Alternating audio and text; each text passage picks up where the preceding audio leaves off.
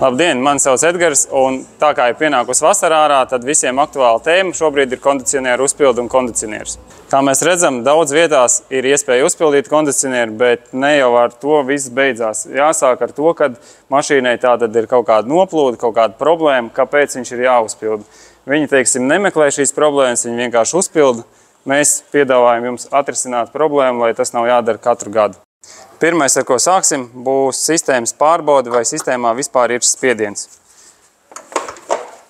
Šis ir jāpārbauda, lai saprastu, vai sistēmā nav caurums un vai sistēma nav bojāta hermētiski.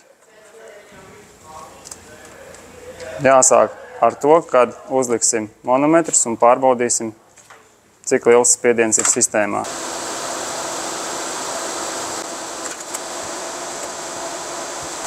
Tad mēs skatāmies, cik sistēmā ir spiediens. Šai mašīnai viss kārtībā ar spiedienu, kā redzam pēc pulksteņiem, bet ir gadījumi, ka, teiksim, iekšā spiediena nemaz nav. Tas nozīmē, ka tad ir jālaiž iekšā sistēmā slāpeklis un jāmeklē, kurā vietā tad ir caurums. Šobrīd iedarbināsim automašīnu un skatīsimies, vai kompresors dara to, kas viņam ir jādara.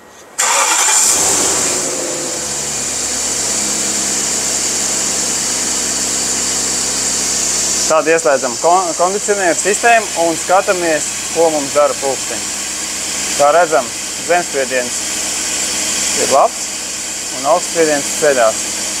Tas nozīmē, ka kondicionieru sistēma strādā. Nākamais, ko mēs varam pārbaudīt, ir, vai salonā ieplūst vēss gaiss. Šobrīd mēs skatāmies, vai salonā ieplūst vēss gaiss.